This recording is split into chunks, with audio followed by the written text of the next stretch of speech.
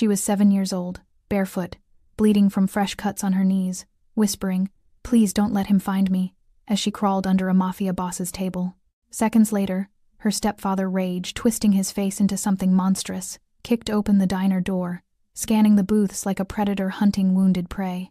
And when his eyes locked onto the tattooed man shielding her, the entire room went dead silent, because no one threatens Adamo Costa's table and leaves with their bones unbroken. If your chest tightened even a little for that girl hiding under the table, go ahead and hit subscribe. Stories like this deserve to be heard. Don't scroll past her like everyone else did that night. Drop a comment letting me know where you're watching from. And tomorrow I've got another story that'll leave you speechless. Alright, back to the story. Adamo Costa didn't look up when danger entered. He didn't have to. After 12 years controlling the most disciplined operation in the city, surviving betrayals, turf wars, and federal investigations that would have buried lesser men, he'd learned to read violence the way sailors read storms. By feel, by instinct, by the shift in the air before lightning strikes. The coffee in his ceramic mug had just begun to cool when he heard it. The desperate slap, slap, slap of bare feet on wet pavement outside, too fast, too uneven to be anything but terror in motion. This wasn't the tired shuffle of the late-night cook heading home. This wasn't the casual stride of a trucker stopping for pie and coffee. This was someone running from death itself. Then the door burst open. A small figure stumbled through dark tangled hair plastered to her face, pink pajamas torn at the shoulder, eyes wide and glassy with shock. The child couldn't have been older than 7, maybe 8. She scanned the near-empty diner with the frantic desperation of a hunted animal, and then her eyes locked onto Adamo. She didn't hesitate, didn't question. Some primal instinct made the choice for her. She darted across the black and white checkered floor and dove beneath his booth, her small body folding into the shadows between his leather boots and the worn vinyl seating. Across the table, Luca's fork froze halfway to his mouth. Beside him, Tony's hand drifted toward his waistband. The two men flanking the booth went rigid, their low conversation evaporating into the neon-soaked air like smoke. Adamo felt trembling fingers wrap around his ankle ice cold, slick with rain or sweat, or both. A voice rose from beneath the table, small and shattered. "Please don't let him take me." Adamo slowly lowered his tattooed hand beneath the table. A tiny palm pressed against his, shaking so violently he could feel her pulse hammering through her skin. "Easy now," he murmured, his voice gravel and smoke, loud enough for his crew, but soft enough to anchor her. "Nobody's taking you anywhere." That's when the headlights slashed through the rain-streaked windows. A battered pickup truck, rust brown, one headlight flickering, roared into the parking lot with the reckless aggression of a bull charging red. The engine growled for 3 long seconds before cutting off with a violent choke. Then the door slammed open. A man emerged, broad-shouldered, wild-eyed, fists clenched so tight his knuckles glowed white under the street lamp. His shirt was half untucked, belt hanging loose, and his face was twisted into something that barely resembled human. Raymond Hale stepped into the diner like a storm given flesh.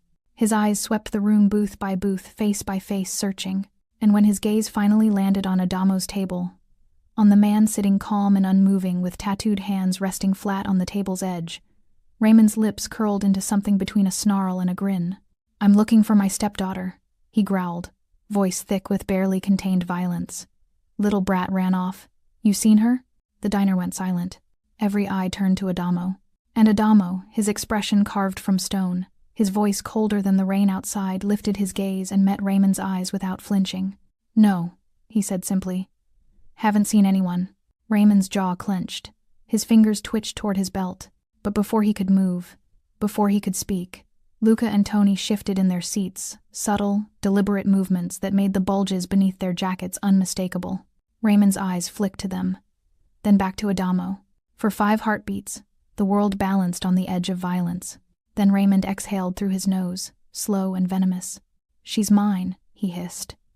"And when I find her—" "You won't," Adamo interrupted, his voice quiet but absolute. "Not tonight." Raymond stood there, trembling with rage, eyes locked on Adamo like he was memorizing his face for a future grave. Then he spat on the floor, turned on his heel, and stormed out. The truck engine roared back to life. Tires screeched. The red taillights vanished into the rain. Silence returned to the diner, thick, heavy, dangerous. Beneath the table, Janice Abrams pressed her face against Adamo's boot and sobbed silently. her entire body shaking with the kind of relief that only comes after survival. Adamo didn't move, didn't speak. He simply rested his hand on the edge of the table and waited until her breathing slowed. Then, quietly, he said, "Nobody touches that kid. Nobody hands her over. Understood?" Luca and Tony nodded. And in that moment, without realizing it, Adamo Costa declared war. The back office of Roscoe's diner smelled like old coffee and cigarette smoke that had soaked into the walls over decades. Adamo sat on the edge of the worn desk, arms crossed, watching the girl who'd crawled under his table 20 minutes ago. Janice Abrams sat in an oversized leather chair, her bare feet dangling above the floor, still trembling despite the blanket wrapped around her shoulders. Maria, the night shift waitress, had cleaned the dirt and blood from her knees and given her a glass of water that sat untouched on the desk. The child hadn't spoken since Raymond left. She just stared at the floor, her small hands gripping the blanket so tightly her knuckles had gone white. Adamo had seen that look before. In his own mirror, years ago. In the eyes of his younger sister before the system swallowed her whole. It was the look of someone who'd learned that safety was a lie adults told children to keep them quiet. "You hungry?" Adamo asked, his voice softer than his men had ever heard it. Janice shook her head. "Thirsty?" Another shake. Luca shifted uncomfortably in the doorway. Tony stood beside him, both men looking like they'd rather be in a shootout than watching their boss try to coax words from a traumatized kid. Adamo leaned forward, elbows on his knees, making himself smaller, less threatening. "My name's Adamo," he said.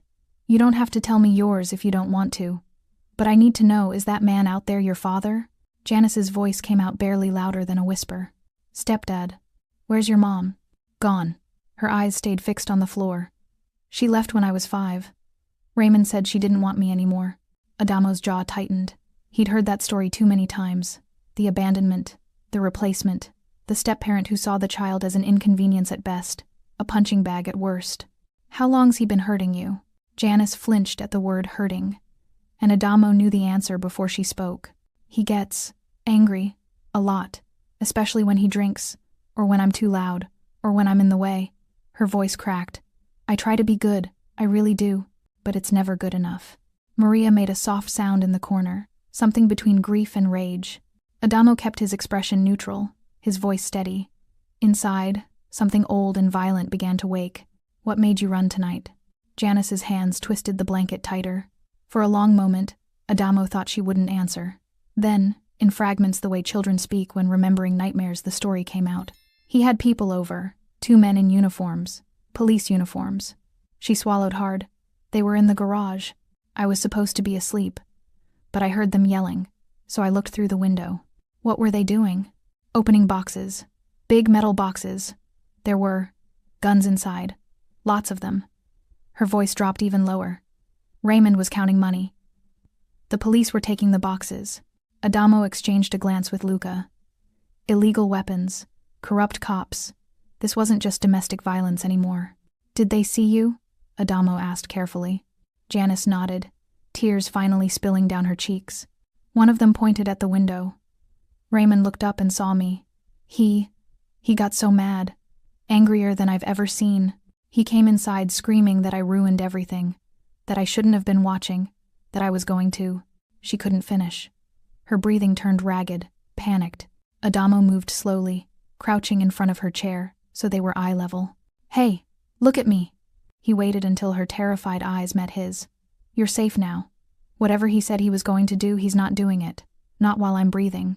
"He's going to come back," Janice whispered. "He always comes back. Then I'll be here when he does." Something shifted in her expression. Not quite trust, not yet, but the smallest flicker of hope. Tony cleared his throat from the doorway. "Boss," the kid said she saw this go down. "If they know she witnessed it." "I recorded it," Janice said suddenly. The room went dead silent. Adamo's eyes sharpened. "What do you mean you recorded it?" Janice reached into the pocket of her torn pajamas and pulled out a small pink tablet, the cheap kind they sold at discount stores, covered in butterfly stickers. "I was playing a game earlier, before they came.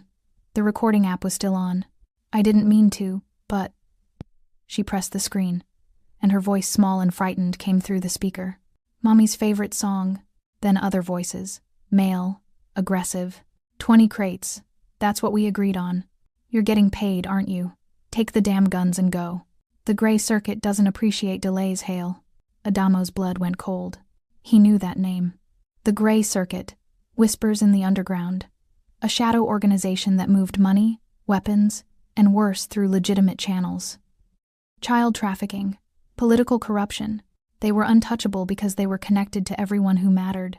And this 7-year-old girl had just recorded evidence that could burn their entire operation to the ground. Jesus Christ, Luca breathed. Adamo stood slowly, his mind racing through scenarios, each one more dangerous than the last. Raymond wasn't coming back for his stepdaughter. He was coming back for a witness. Adamo looked down at Janice, at the little girl who'd crawled under his table carrying a death sentence in her pajama pocket, and made a decision that would change both their lives forever. Tony, get the car. Luca, call the safe house on Merchant Street. Tell them we're coming and to sweep the perimeter. His voice was pure command now. Nobody, and I mean nobody, gets within a block of that location without me knowing about it. He crouched down again, his tattooed hand resting gently on Janice's shoulder. We're leaving, right now. And I promise you, no matter what happens, you're not going back to that house. Ever. Janice looked up at him with eyes too old for 7 years. Why are you helping me? Adamo thought of his sister. Of every child the system had failed. Of every monster who'd been allowed to keep hurting because no one with power gave a damn. Because someone should have helped me once, he said quietly. And nobody did. The safe house on Merchant Street looked like every other row house in the neighborhood, peeling paint, rusted iron railings, windows that hadn't been cleaned in years. But behind the unremarkable facade sat reinforced steel doors, bulletproof glass, and enough surveillance equipment to monitor 3 city blocks. Adamo carried Janice inside while she slept against his shoulder, exhausted from fear and adrenaline. He'd wrapped her in his leather jacket during the car ride, and she'd clutched it like a lifeline until her eyes finally closed. He laid her gently on the couch in the main room, tucking the blanket around her small frame. For a moment, he just stood there, watching her chest rise and fall, her face finally peaceful in sleep. She looks so small, Maria whispered from the doorway. She'd insisted on coming, refusing to let Adamo handle this alone. Hard to believe she's carrying something that dangerous. Adamo pulled the pink tablet from his pocket, the weight of it suddenly feeling heavier than any weapon he'd ever held. Get some rest, he told Maria. I'll take first watch. But sleep wasn't coming. Not tonight. For the next 3 hours, Adamo sat at the dining table with Luca and Tony, playing the recording over and over, piecing together fragments of conversation like a deadly puzzle. The Gray Circuit doesn't appreciate delays, Hale. Tell Latimer we need the permits signed by Friday or the whole shipment's compromised. Those kids from the Riverside shelter, they're being moved Thursday night. Each replay made Adamo's blood run colder. Latimer, Tony said, tapping his finger on the table. That's Judge Malcolm Latimer. He's presided over half the custody cases in the city for the last decade. And he's signing permits for weapons shipments? Luca leaned back, running a hand through his hair. This is bigger than some dirty cops shaking down criminals. Adamo stared at the tablet screen, his mind working through connections he'd spent years mapping. The Gray Circuit wasn't just a name whispered in back alleys anymore. It was real, organized, powerful, and they were trafficking children. We need to know who else is involved, Adamo said quietly. Police, judges, city officials, anyone connected to Latimer and these shipments. Boss, Luca hesitated. Maybe we should hand this to the feds. Let them what? Adamo's voice went sharp. You heard that recording. Cops are already involved. How many federal agents do you think are on their payroll? How many prosecutors? We give this to the wrong person, and Janice disappears into the system. Or worse. The room fell silent. Tony shifted uncomfortably. So what's the play? Before Adamo could answer, his phone buzzed. A text from Matteo De Laurentiis, his consigliere. Heard you picked up a stray. We need to talk. Tonight. Adamo's jaw tightened. News traveled fast in his world, but this was too fast. He'd only told 4 people about Janice, which meant someone was talking. Matteo arrived 20 minutes later, his expensive suit slightly rumpled, his usual composure frayed at the edges. He'd been Adamo's right hand for 8 years, a strategic thinker, a problem solver, someone Adamo had trusted with his life more times than he could count. But tonight, something felt off. You're making a mistake, Matteo said the moment he walked through the door, not bothering with pleasantries. Taking in that kid. It's going to blow back on all of us. Adamo stood from the table, arms crossed. She's 7 years old and her stepfather was selling weapons to corrupt cops. What was I supposed to do? Hand her over to child services, let the system handle it. Mateo's voice was clipped, urgent. You're putting the entire family at risk for one kid. The system? Adamo's voice dropped dangerously low. The same system that has judges signing off on weapons trafficking? The same system that's moving kids from shelters in the middle of the night? That system? Mateo stepped closer, lowering his voice.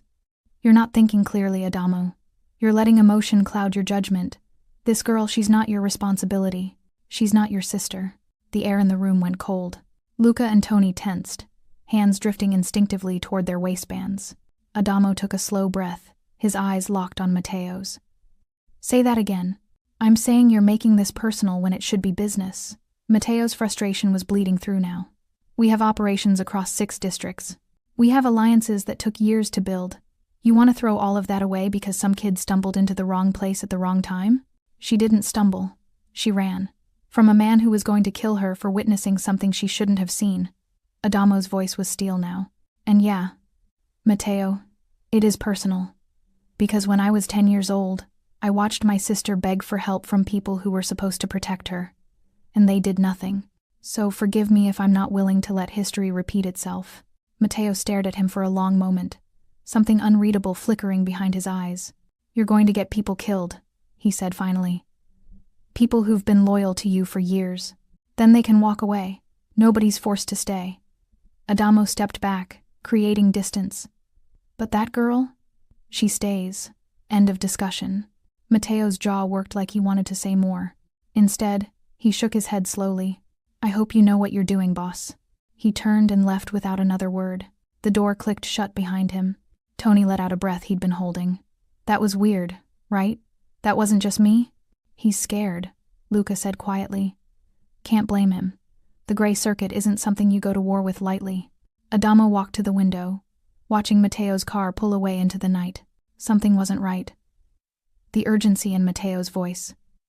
The way he'd pushed so hard to get rid of Janice. The timing of his arrival. Double the security, Adamo said without turning around. And from now on, nobody knows our movements except the 3 of us.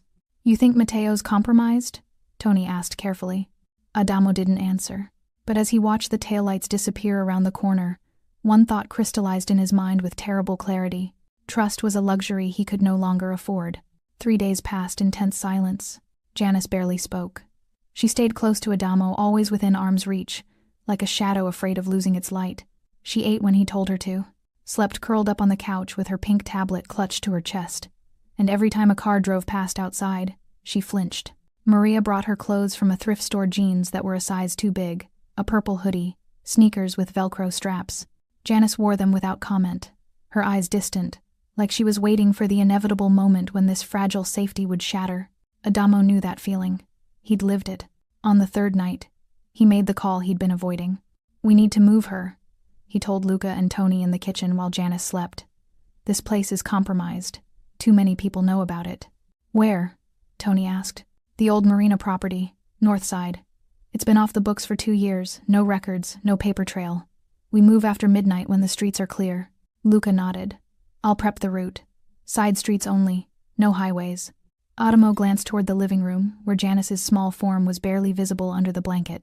She deserves better than this, he said quietly. Running, hiding, living like a fugitive. She's alive, Tony said simply. That's more than Raymond would have given her. Adamo knew he was right.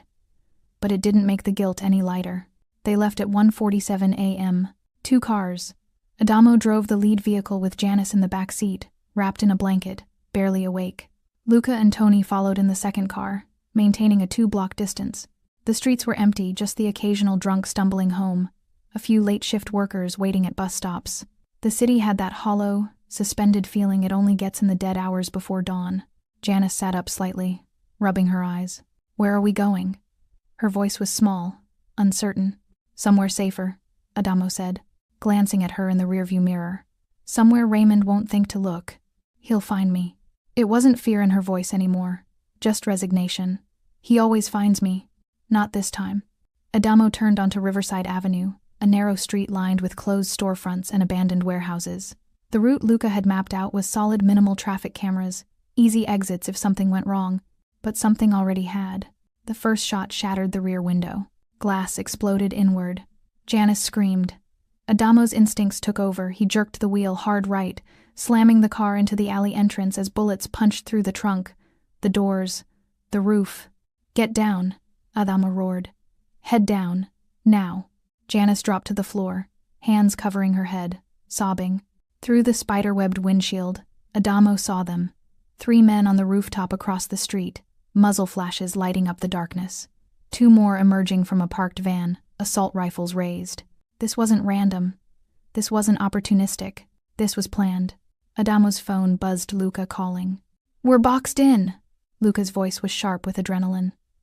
2 shooters on the east side, 1 blocking the exit behind us. Adamo slammed the car into reverse, tires screaming as bullets tore through the hood. Steam hissed from the radiator. The engine sputtered. They weren't getting out in the car. "Stay down," Adamo told Janice, his voice deadly calm now. He pulled his gun from the holster under his jacket, checked the magazine. "Don't move until I tell you. Understand?" Janice nodded, tears streaming down her face. Adamo kicked open the driver's door and rolled behind the engine block just as gunfire erupted again. Rounds sparked off metal. 1 grazed his shoulder hot, sharp, adrenaline masking the pain. He returned fire. 2 shots. 3. One of the rooftop shooters dropped. Behind him, he heard Luca and Tony's car screeching to a halt. Doors opening, the sharp crack, crack, crack of their weapons answering the ambush. "Adamo," Tony's voice. "We got 2 down, but more coming from the north." Adamo fired again, keeping low. His mind was already calculating exits, angles, survival odds. Then he heard it. Janice's voice, small and terrified.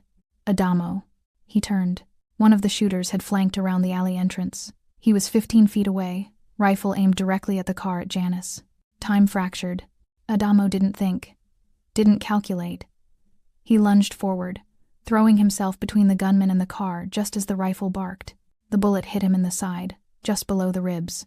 White-hot pain, his vision blurred, but his gun was already up. 1 shot. The gunman dropped. Adamo collapsed against the car door, blood spreading across his shirt. Janice was screaming his name, her small hands reaching for him through the broken window. "I'm okay," he gasped, though he wasn't sure if it was true. "I'm okay, kid. Stay down." Luca appeared beside him, dragging him upright. "Jesus, boss. Get her out," Adamo growled. "Get her out now." Tony pulled the rear door open, scooping Janice into his arms. She fought him, reaching back toward Adamo. No, don't leave him." "Go," Adamo shouted. Luca fired 3 more shots, covering their retreat. Sirens wailed in the distance finally, uselessly. Tony carried Janice to the second car while Luca half-dragged Adamo behind him. They piled in, tires screeched. The car rocketed down the alley, bullets chasing them into the darkness. In the back seat, Janice pressed her hands against Adamo's wound, trying to stop the bleeding. Her fingers were too small, too weak. "You're hurt," she sobbed. "You're hurt because of me." Adamo's hand covered hers, warm blood sticky between their fingers. "Not because of you," he said, voice strained but certain. "For you. There's a difference." 2 blocks away, in a parked sedan hidden in shadow, Matteo De Laurentiis lowered his phone. On the screen was a text message he'd sent 20 minutes before the ambush. "Riverside Avenue, 1:45 a.m. Make it clean." He closed his eyes, jaw tight, and whispered to himself, "I'm saving the family. I'm saving us all." Then he drove away into the night, leaving the sound of sirens and gunfire behind him. The makeshift medical room smelled like antiseptic and blood. Adamo sat shirtless on the edge of a metal table, while Dr. Rinaldi, a retired trauma surgeon who'd patched up more criminals than he cared to count, finished stitching the bullet wound in his side. "You're lucky," Rinaldi muttered, tying off the last suture. "Another inch to the left and you'd be bleeding out in an alley right now." "Lucky," Adamo repeated flatly, wincing as the doctor wrapped bandages around his torso. "Yeah, that's what I feel." Across the room, Janice sat in a chair far too large for her, knees pulled to her chest, watching Adamo with wide, guilt-stricken eyes. She hadn't spoken since they'd arrived at the new safe house, an abandoned dental office on the edge of the industrial district. Maria sat beside her, one arm around the girl's shoulders, whispering reassurances that clearly weren't working. "She thinks it's her fault," Maria said quietly to Adamo. "It's not." Adamo's voice was firm despite the pain radiating through his side. He looked directly at Janice. "You hear me, kid? This isn't on you. Janice's eyes filled with tears, but she didn't respond. Dr. Rinaldi packed up his kit. Keep the wound clean, change the dressing twice a day, and for God's sake, don't get shot again for at least a month. I'll try, Adamo said dryly. After the doctor left, Luca entered, his expression grim. We got a problem. Adamo stood slowly, pain flashing through his side. What now? Special Agent Elena Rowan. The Fed you reached out to 3 days ago? She just got arrested. The room went cold. Arrested for what? Bribery, evidence tampering, conspiracy. Luca pulled up a news article on his phone, showing Adamo the headline, Federal Agent Arrested in Corruption Scandal. Below it was a photo of Agent Rowan being led out of the FBI field office in handcuffs, her face pale, her eyes hollow with shock. Adamo read the article quickly, his jaw tightening with each sentence. Special Agent Elena Rowan, 38, was taken into custody this morning, following an internal investigation that uncovered evidence of accepting bribes from organized crime figures and falsifying federal warrants. This is bullshit, Adamo growled. Rowan's clean. I vetted her myself. Clean or not, she's in custody. And all the documents she was building on the gray circuit? Gone. Vanished from evidence lockup. Luca's voice dropped. Someone wiped the slate, boss. They erased everything she had. Tony appeared in the doorway, phone pressed to his ear. He ended the call and looked at Adamo with barely contained rage. Just got word from our guy at the courthouse. Judge Latimer signed the warrant for Rowan's arrest personally. Of course he did. Adamo leaned against the table, his mind racing through the implications.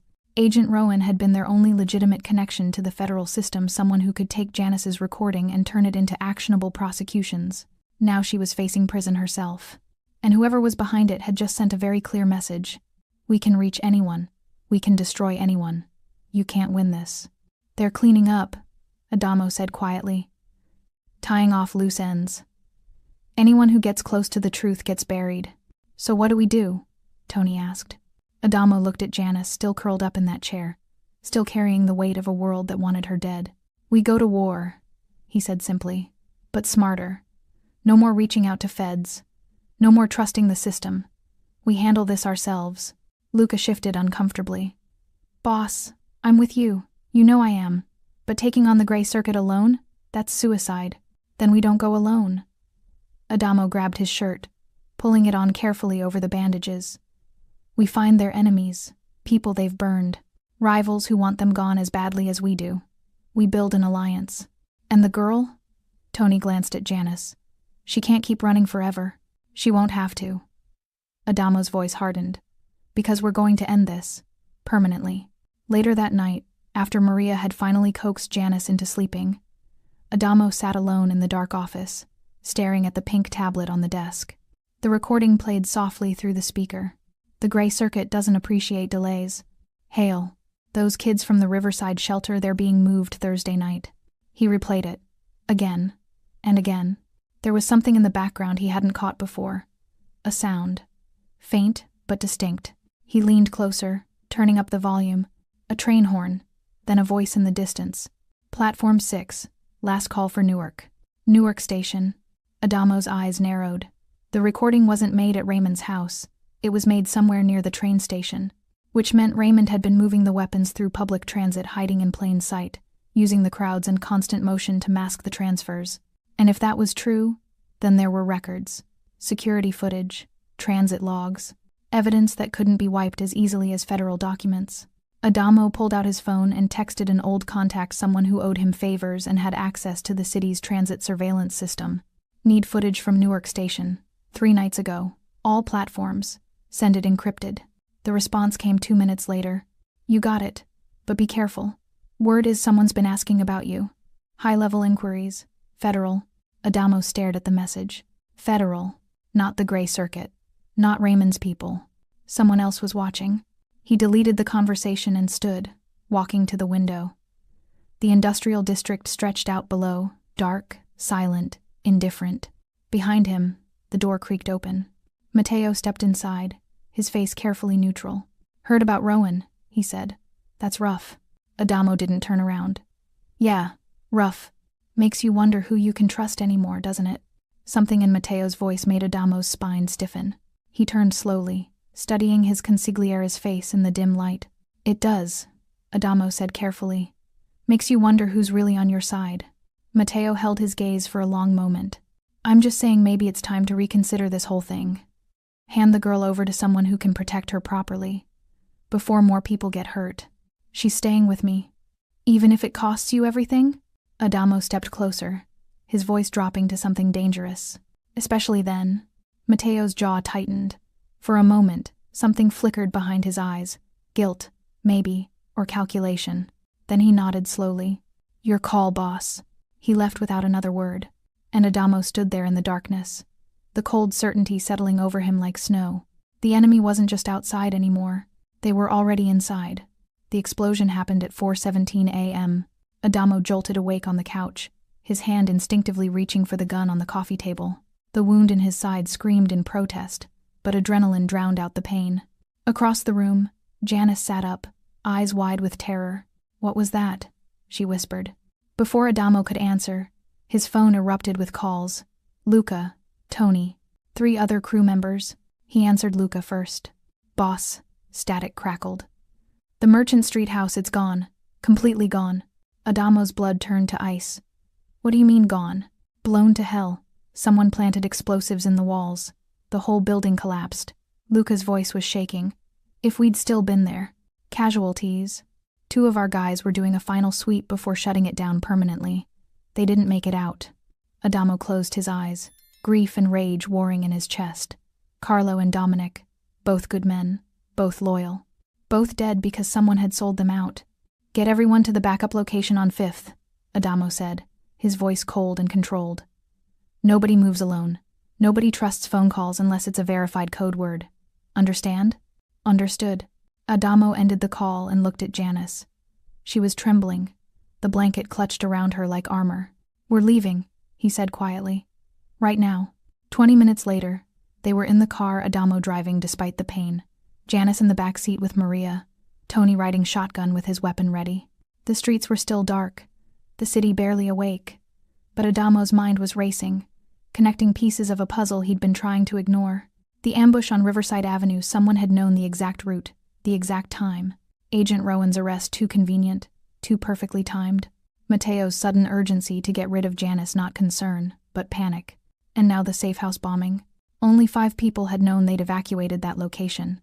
Adamo's hands tightened on the steering wheel. "Boss," Tony said carefully, reading his expression. "What are you thinking?"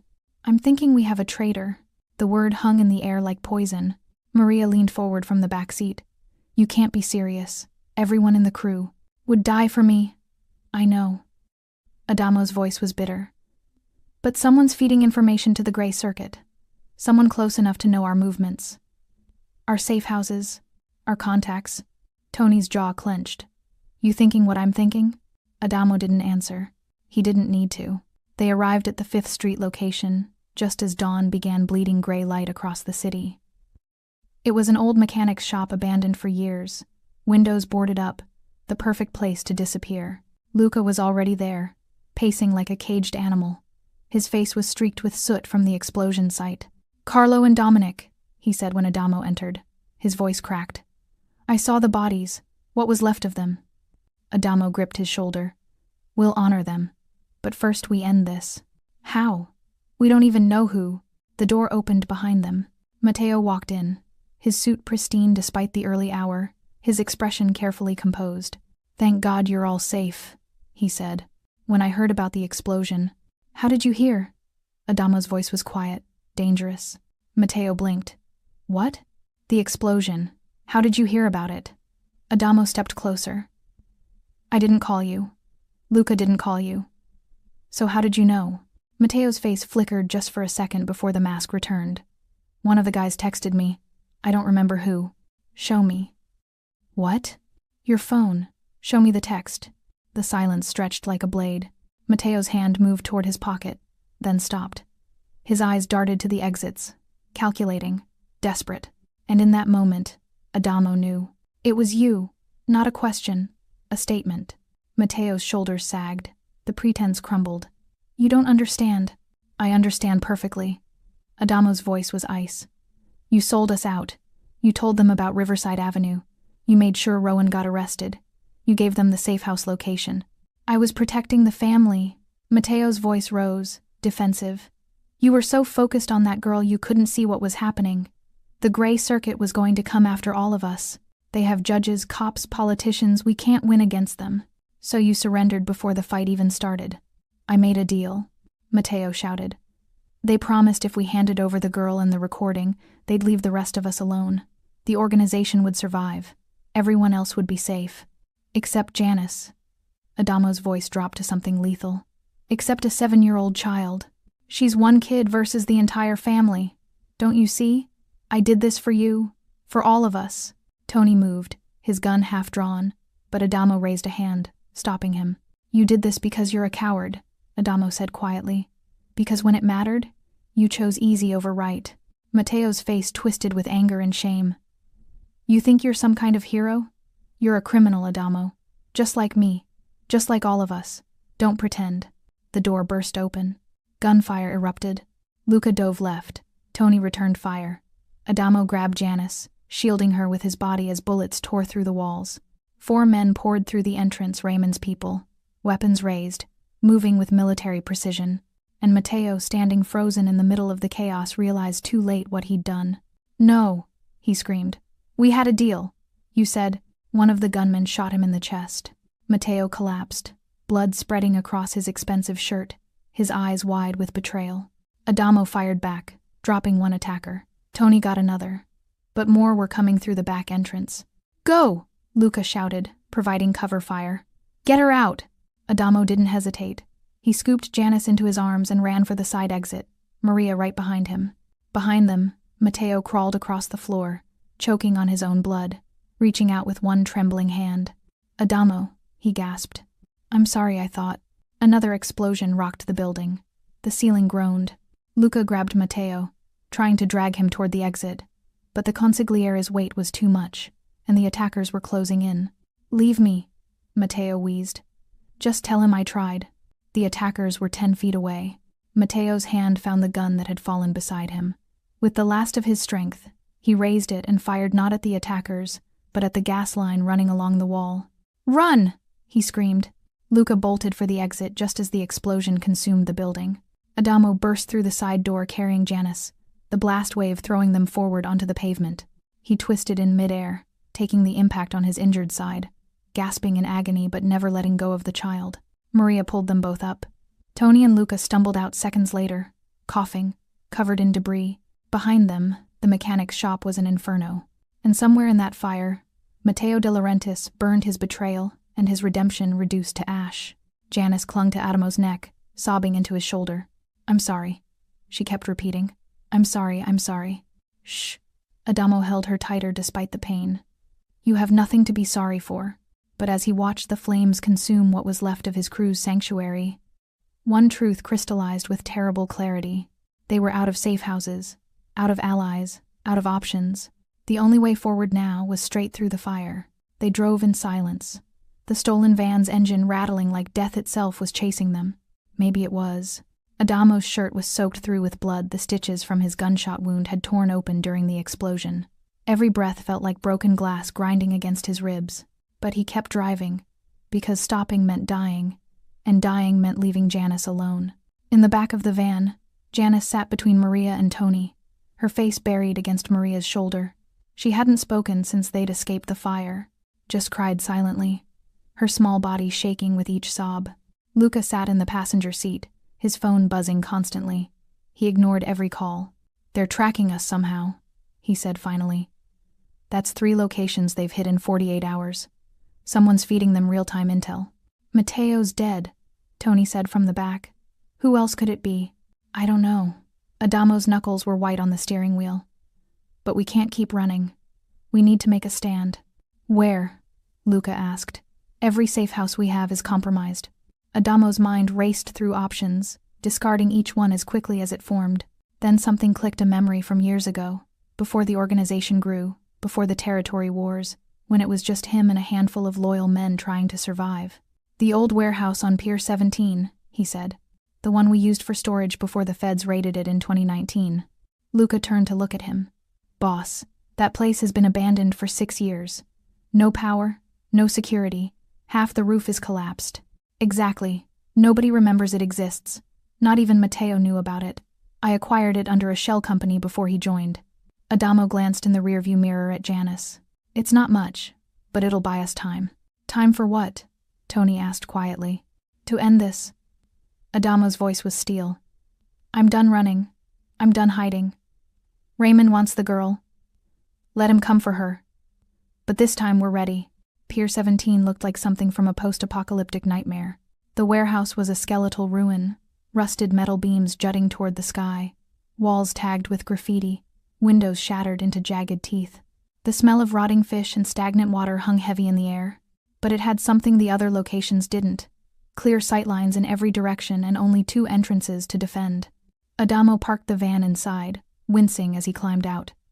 Maria immediately moved to check his wound, but he waved her off. I'm fine. You're bleeding through your shirt. I said I'm fine. His voice was harsher than he intended.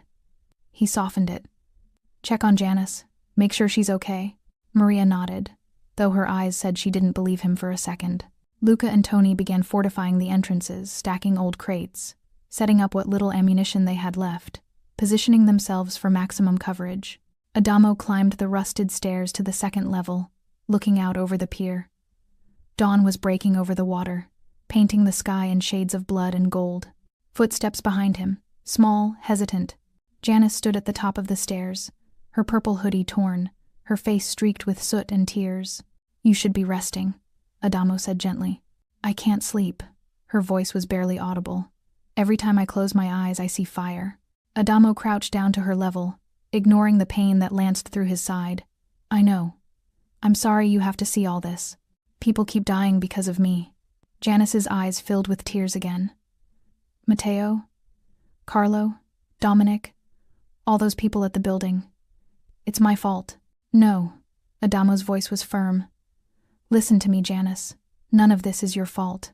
You didn't ask to witness what you saw. You didn't ask Raymond to be a monster. And you sure as hell didn't ask to be hunted by criminals.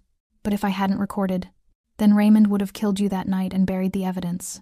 Adamo placed his hands on her shoulders. You survived. You were brave enough to run. And because of that recording, we have a chance to stop people who hurt kids like you. That's not something to feel guilty about. Janice looked up at him with eyes too old for 7 years. Are we going to die? The question hung in the air like smoke. Adamo could have lied, could have told her everything would be okay, that heroes always win, that good always triumphs. But she deserved the truth. I don't know, he said quietly. Maybe. But if we do, it'll be because we fought back. Because we didn't let them win without making them bleed for it. I'm scared. Me too, kid. Me too. He pulled her into a hug, careful of his injury, and she clung to him like he was the only solid thing left in a world that had tried to break her. From below, Tony's voice cut through the moment. Boss, we got company. Adamo released Janice, standing quickly. He looked out over the pier.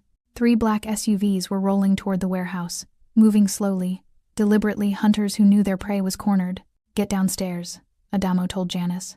Stay with Maria. Don't come out no matter what you hear. Understand? Janice nodded, terror written across her face. Adamo descended the stairs, his gun already drawn. Luca and Tony took positions behind the barricades. Maria pulled Janice behind a stack of old shipping containers, wrapping her arms protectively around the girl. The SUVs stopped 50 yards out. Doors opened. 8 men emerged heavily armed, wearing tactical gear. Professional, efficient. And leading them, stepping out of the center vehicle with a shotgun in his hands, was Raymond Hale. His face was gaunt, eyes wild with sleepless rage. He'd lost weight, lost his clean-cut appearance. He looked like what he truly was, a desperate animal backed into a corner. Adamo Costa. Raymond's voice echoed across the pier. I know you're in there. Send out the girl, and maybe I let the rest of you walk away. Adamo stepped into the warehouse entrance, silhouetted against the morning light. She's not going anywhere with you. Raymond laughed, a broken, manic sound. You think you're some kind of hero? You're a criminal, a thug. You have no right. I have every right. Adamo's voice cut through the air like a blade. Because when that girl needed help, I was there. Where were you? Oh, right, selling guns and beating children. Raymond's face twisted with rage. Kill them, he snarled to his men. Kill them all. The warehouse exploded into violence. The first volley of gunfire was a deafening roar that chewed into the rusted metal walls, sending shrapnel and splinters flying through the dusty air. Adamo threw himself back behind a stack of steel cargo containers, the impact jarring a grunt of pain from his lips as his torn stitches screamed in protest. "Luca! East wall!" he barked, peering around the container's edge. Luca's response was 2 precise shots. A man on the far right crumpled. One down. From behind a forklift, Tony laid down, suppressing fire, the sharp cracks of his pistol echoing. "They're flanking left. I count 6, plus Raymond." Janice's whimper was a small, sharp sound buried beneath the gunfire. Maria had her pinned to the floor behind the most fortified stack of containers, a hand clamped over the girl's mouth, her own face a mask of terror. Adamo's mind, cold and calculating, processed the battlefield. They were outgunned, outmanned, and cornered. Raymond's men moved with a brutal efficiency, using the SUVs for cover and advancing in a practiced, alternating pattern. This wasn't a gangland brawl. This was a tactical assault. "We can't hold them here," Tony yelled, ducking as a bullet sparked off the forklift's mast. "We're pinned." Raymond's voice cut through the brief lull in shooting, manic and triumphant. "Out of hiding holes, Costa? Gonna die in this dump for a brat that isn't yours." Adamo's gaze swept the cavernous space, past the peeling posters and rotting crates, and landed on a rusted metal door nearly hidden behind a curtain of old canvas tarps. The emergency exit. It was their only chance. "Luca! Suppressing fire on my mark! Tony, you get Maria and the girl to that rear exit," Adamo commanded, his voice cutting through the chaos with absolute authority. "Do not stop. Do not look back." "What about you?" Luca shouted, reloading his weapon with practiced speed. "I'm right behind you, now." Luca rose and unleashed a hailstorm of bullets toward the SUVs, forcing Raymond's men to duck. In that precious window, Tony bolted from his cover, grabbing Maria's arm and pulling her up. Maria, in turn, hauled a sobbing Janice to her feet. "Run!" Tony roared. They sprinted for the rear door, Janice's small legs pumping, her breaths coming in ragged, terrified gasps. Adamo provided cover, firing until his slide locked back on an empty magazine. He ejected it, slammed in a fresh one, and continued, his eyes never leaving his men's retreating backs. Tony hit the rusted door at a full run, shoulder-checking it. It burst open with a shriek of protesting metal, revealing a narrow alley choked with weeds and leading to the main street beyond. "Go! Go! Go!" Maria and Janice vanished into the alley. Tony followed, turning to cover Adamo's retreat. "Boss, now!" Adamo fired 2 final shots and broke into a sprint, his injured side a blaze of agony with every step. He was 10 feet from the door when a shotgun blast from Raymond tore a chunk out of the doorframe beside Tony's head. "No, you don't!" Raymond screamed, charging forward, his face a twisted mask of fury. Luca, still providing cover, stood to draw fire. It was a heroic, fatal mistake. A burst from an assault rifle caught him in the chest and leg. He cried out, stumbling backward, his weapon clattering to the concrete floor. "Luca!" Adamo skidded to a halt, turning back. "Go!" Luca gasped, blood already soaking his jacket. He looked at Adamo, his eyes wide with pain but clear with purpose. "Get her out! Go!" It was the same choice Matteo had forced upon him, the family or the girl. Adamo's jaw clenched so tight he thought his teeth would crack. With a final, agonized look at his loyal soldier, he turned and lunged through the doorway. "Move!" he yelled at Tony, shoving him into the alley. He slammed the heavy metal door shut, spotting a rusted metal bar leaning against the wall. He jammed it through the handles, a flimsy, temporary barricade. It would hold for seconds, maybe. The sound of fists and gun butts pounding on the other side of the door began immediately. "The van!" Adamo ordered, and the 3 of them, Adamo, Tony, and a terrified Janice clutched in Maria's arms, sprinted down the alley. The stolen van was where they'd left it, a block away. They piled in, Adamo wrenching the driver's door open and ignition roaring to life just as the warehouse's rear door burst open behind them. He didn't look back. He stomped on the accelerator, the van lurching forward and screeching around a corner, leaving the sounds of the firefight and Luca behind. They drove in a silence broken only by Janice's muffled sobs and Tony's heavy, grief-stricken breathing. The van was a rolling tomb, carrying the ghosts of their fallen. Carlo, Dominic, Matteo, and now, almost certainly, Luca. The cost was being tallied, and the bill was written in blood. After 20 minutes of weaving through side streets, Adamo spoke, his voice hollow. "They'll have every safe house, every bolt hole covered." Matteo saw to that. "So where?" Tony asked, the fight gone from his voice. "We sleep in this van?" Adamo's eyes, reflected in the rearview mirror, met Janice's. He saw the trust there, fragile but unbroken, a tiny flame in a howling dark. He saw the memory of a checkered floor and a hand under a table. "No," he said, the plan forming with crystalline clarity. "We go back. To the beginning." Tony stared at him.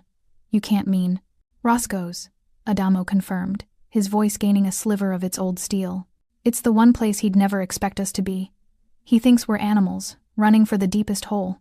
We don't run. We dig in." When they pulled into the alley behind the familiar diner, the sun was beginning to set, painting the brick walls in hues of orange and purple. It looked deceptively peaceful. Inside, the diner was exactly as they'd left it, frozen in time. Adamo's booth sat empty, a silent monument to the night this all began. The weight of the circle closing was immense. As Tony and Maria began the grim work of barricading the windows and doors, Adamo led Janice to the booth. He slid in, and she, after a moment's hesitation, slid in opposite him, mirroring their first meeting. "This ends tonight," he told her, his voice low and steady. "Right here." He reached beneath the table, his fingers finding a seam in the old wood. With a quiet click, a small, recessed button was revealed. Janice's eyes widened. "This is a panic switch," he explained. "It doesn't call the police. It sends a signal to the only person left I'd trust with my life. If I tell you to, you press it. Don't ask. Don't hesitate. Can you do that?" Janice stared at the button, then at his face. The fear in her eyes was being slowly replaced by a grim resolve. She gave a single, firm nod. "I can do it. Good girl," he said, his voice softening for the first time in days. "We finish this together." As darkness fell completely, the street outside grew quiet, too quiet. The final, tense wait had begun. Janice didn't hide. She sat in the booth, her small hand resting on the table near the hidden switch, waiting. The hunted child was gone. In her place was a witness, ready to see it through. Headlights suddenly flooded the boarded-up windows. Doors slammed. A familiar, rage-twisted voice shattered the silence. "Costa, I know you're in there." Adamo slowly stood up, a king returning to his throne to face his usurper. He looked at Janice one last time. "Remember your promise." Then he turned to face the door, a solid, unyielding figure in the dim light of the diner. "She's not yours to take, Raymond," he said, his voice carrying through the door, calm and absolute. "Come and try." Raymond's answer was a wordless roar of fury, followed by the thunderous crash of a boot against the diner's front door. The wooden barricade Tony had built splintered, the sound like a gunshot in the tense silence. "Positions," Adamo said, his voice low and calm, a stark contrast to the storm breaking outside. Tony melted into the shadows of the kitchen doorway, pistol raised. Maria stood behind the counter, a sawed-off shotgun resting on the Formica top, her hands steady.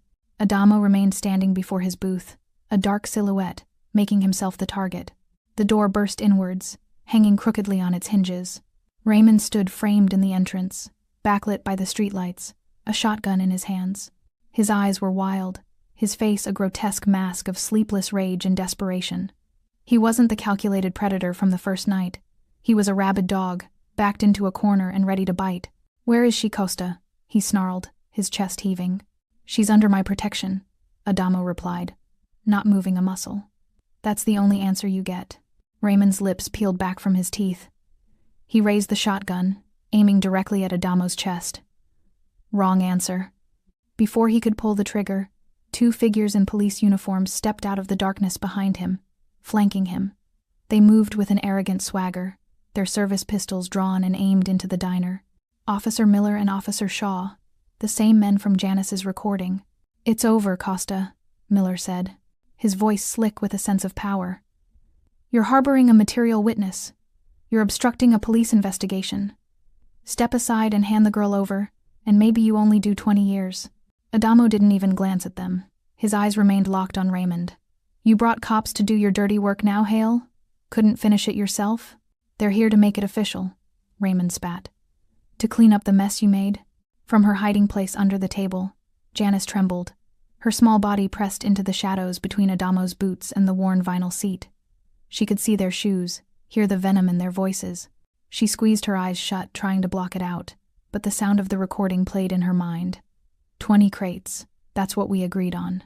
These were the same men. The Gray Circuit sends its regards, Shaw added with a cold smile. They don't like loose ends. That was the signal. Adamo gave a barely perceptible nod. Tony, from the kitchen, fired once. The shot was impossibly precise, tearing the shotgun from Raymond's grasp and sending it clattering across the checkered floor. Raymond screamed, clutching his bleeding hand. Chaos erupted. Miller and Shaw opened fire, their bullets shattering the remains of the front window and pocking the walls. Tony returned fire from the kitchen, pinning them in the doorway. Maria fired the shotgun from behind the counter, the deafening blast chewing a hole in the wall next to the entrance. Adamo used the distraction. In one fluid motion, he dropped into the booth, his body shielding Janice's hiding spot. "Get ready," he murmured to the space beneath the table. Raymond, ignoring his wounded hand, scrambled for his fallen shotgun. Miller, taking cover behind the doorframe, yelled into his radio. "We're taking fire. Officer down. All units to Roscoe's diner. He's got the child hostage." The lie was seamless. They were framing him, turning the entire police response against him. "They're calling everyone," Tony yelled over the gunfire. "We'll be surrounded by real cops in minutes." Adamo knew the plan had just collapsed. The panic switch would bring his one trusted contact, but not an army, and not in time. They were about to be buried under a wave of blue uniforms, all convinced they were the villains. Raymond got his hands on the shotgun, a triumphant scream on his lips. He swung it toward the booth, toward Adamo, toward the spot where he knew his stepdaughter was hiding. "Now, Janice," Adamo roared. Under the table, Janice's eyes snapped open. The world had narrowed to the sound of Adamo's voice and the small, recessed button her fingers had been resting on. There was no more fear, only a cold, clear purpose. She thought of the recording. She thought of the kids from the Riverside shelter. She thought of Adamo's hand resting on her head. She slammed her small palm down on the button. For a heart-stopping second, nothing happened. The gunfire continued. Raymond took a step forward, leveling the shotgun. Then, a new sound cut through the din, the powerful, guttural roar of a heavy engine, followed by the shriek of tearing metal. A massive black SUV, its grille like a snarling mouth, plowed through the remains of the diner's front wall. It didn't stop. It T-boned Raymond's parked truck outside, shoving it aside like a toy, before screeching to a halt in the middle of the devastation. Its headlights blinding the corrupt cops. The passenger door flew open. A woman in a tactical vest, her dark hair pulled back in a severe ponytail, emerged, moving with a fluid, deadly grace. She raised a rifle, her voice cutting through the sudden silence like a whip crack. "Federal agent, drop your weapons. Miller, Shaw, you are under arrest for conspiracy, weapons trafficking, and corruption." It was Elena Rowan. She wasn't in prison. She wasn't broken. She was free, and she was furious. Behind her, more figures in FBI vests swarmed through the breached wall, weapons trained on the stunned officers. Raymond, momentarily forgotten in the shocking turn of events, saw his chance. His stepdaughter was right there, just under that table. He could still grab her, use her as a shield, escape in the chaos. He lunged for the booth. He never made it. Adamo was already moving. He rose from the booth like a specter of vengeance, his own weapon forgotten. As Raymond lunged, Adamo met him with a raw, brutal right hook that connected with a sickening crack. Raymond's head snapped back. Before he could fall, Adamo grabbed him by his collar and belt, and with a guttural roar fueled by weeks of pent-up rage and protectiveness, he physically threw the larger man across the room. Raymond Hale crashed through the remnants of the counter, sending glasses and coffee mugs shattering to the floor, and landed in a broken, unmoving heap beside Maria's feet. Silence descended, thick and heavy, broken only by the hiss of the SUV's radiator and the frantic radio chatter of the surrounding federal agents. It was over. Adamo stood panting, his knuckles bleeding, his sides screaming in agony. He ignored it all. He turned and slowly crouched down, peering under the table. Janice was still there, curled into a ball, her eyes wide as saucers, her entire body trembling. "It's okay," he said, his voice rough but gentle. "It's over. You can come out now." He reached out a hand, and that the nightmare was truly Finally, over. Agent Rowan approached, holstering her weapon. She looked from Adamo to Janice, her expression unreadable. "The button works," Adamo said simply. A ghost of a smile touched Rowan's lips. "I told you it would." She looked at Janice. "You're Janice Abrams? You're very brave." Janice didn't answer. She just moved closer to Adamo, pressing herself against his leg, her hand still clutching his. He rested his tattooed hand on her head, a gesture that had become their silent language of safety and promise. In the flashing red and blue lights now painting the diner's ruins, they stood together, the Mafia boss and the little girl, as the empire that had hunted her crumbled around them. The flashing lights of a dozen federal vehicles painted the shattered diner in pulses of electric blue and bloody red. The air, once thick with gunpowder and rage, now smelled of spilled gasoline and cold night air whistling through the broken wall. Agents swarmed, their voices a low, professional hum as they catalogued evidence, read rights, and led the handcuffed traitors Miller, Shaw, and a groaning, defiant Raymond away. In the center of the devastation, an island of stillness existed. Adamo stood, one hand pressed to his bleeding side, the other resting protectively on Janice's head as she clung to his leg. She watched Raymond being shoved into the back of an armored truck, his face a final, twisted snapshot of hatred before the doors slammed shut, locking him away from her forever. A shudder ran through her small frame, but it was not a shudder of fear. It was the last tremor of a ghost finally being exorcised. Agent Rowan finished giving orders and walked over, her boots crunching on broken glass. Her gaze was assessing, moving from the carnage to the unlikely pair at its center. "The circuit is unraveling," she said, without preamble. "We've already moved on the locations from the recording. Judge Latimer was arrested at his country club. The Riverside shelter is secure. It's a clean sweep, Costa. Because of her." She nodded at Janice. Adamo gave a slow, weary nod. "And you?" "The charges were dropped the moment I provided your initial information to the right people. Internal Affairs had been building a case on Miller and Shaw for months. Your evidence was the final piece. I was never truly out of the game." She looked at him, her expression turning grim. "But now we have to talk about what comes next. For you." Adamo's hand tightened on Janice's shoulder. He knew what was coming. He had always known how this would have to end. "I know," he said, his voice low. He knelt down, ignoring the fire in his ribs, so he was eye level with Janice. The diner's neon sign, somehow still intact, cast a pink glow on her face. Her eyes, wide and too old for her years, searched his.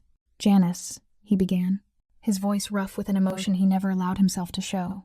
"They have to take me in now." Her breath hitched. "Why? You're the good guy. You saved me. The world doesn't always see it that way, kid. I've done things, bad things, a long time before I met you, and I have to answer for them." He cupped her cheek, his thumb wiping away a tear that escaped. "But this is the only way. My cooperation, my testimony against the Gray Circuit, is the only thing that will ensure you stay safe forever, that you get a real life, with good people who will protect you. It's the deal I made." Tears streamed down her face now, silent and earnest. "I don't want other people. I want you." The words shattered something inside him. He pulled her into a hug, holding her tightly as her small body shook with sobs. He pressed his face against her hair, breathing in the scent of childhood and innocence he had fought a war to preserve. "Listen to me," he whispered into her ear, his voice fierce and promising. "This isn't goodbye. It's see you later. When this is over, when I've made things right, I'm coming back for you. You won't ever be alone again. That's my promise." He held her until her sobs subsided into shaky breaths. When he pulled back, he looked at Maria, who was standing nearby, her own face streaked with tears. He gave her a single, meaningful nod, a transfer of guardianship, a silent plea. Then he stood up, his face hardening into the mask of Adamo Costa once more. He turned to Agent Rowan and held out his hands.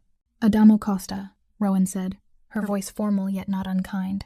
"You are under arrest for racketeering, conspiracy, and a list of other charges we'll read on the way. You have the right to remain silent." He didn't hear the rest. He kept his eyes on Janice as the cold metal of the handcuffs clicked around his wrists. He gave her one last, long look, a look that held every unsaid word, every story he'd never tell her, every ounce of a love he never knew he could feel before he was led away, disappearing into the wall of flashing lights. 17 months later, the door of the newly rebuilt Roscoe's diner chimed, a soft, welcoming sound. Afternoon sun streamed through the clean, large windows, illuminating walls adorned with children's drawings. The checkered floor was the same, but the air smelled of fresh paint and baking cookies. It was no longer just a diner. A small, discreet plaque by the door read, "The Janice Abrams Foundation, a safe place." At a familiar booth in the corner, a 9-year-old girl sat, swinging her legs slightly. Janice was taller. Her hair was neatly braided, and the hollows of fear were gone from her cheeks, replaced by the soft glow of a child who felt secure. She was coloring, but her eyes kept flicking to the door. Maria, wiping down the counter, smiled softly. "He'll come, Misha," he promised. Just then, the door chimed again. Janice's head snapped up. A man stood there, silhouetted against the light. He was leaner, his hair a little shorter, and he wore a simple button-down shirt and jeans instead of a leather jacket. But the posture was the same. The quiet, solid strength was the same. It was Adamo. His eyes found hers instantly. The stone-carved features of the Mafia boss softened, and a genuine, quiet smile touched his lips, a sight few in his old life had ever seen. Janice slid out of the booth. She didn't run. She walked, her steps steady and sure, across the floor that she had once crawled across in terror. He met her halfway, crouching down just as he had so many times before. "Hi, kid," he said, his voice still gravel and smoke, but now warmed by a profound peace. Janice didn't say a word. She just threw her arms around his neck and buried her face in his shoulder, holding on as if she would never let go. He wrapped his arms around her, holding her tightly, his own eyes closing as he finally, fully, kept his promise. He was home. She was safe. In the booth where it had all begun, a new story was starting. No child hides alone ever again. Thanks for sticking with this story till the end. If you enjoyed it, you're going to love the next one. It's packed with unexpected turns and heartfelt moments. Click the image on your screen to keep the journey going, and make sure to hit subscribe for more amazing stories. Drop a comment and rate this story from 1 to 10. I can't wait to see what you think.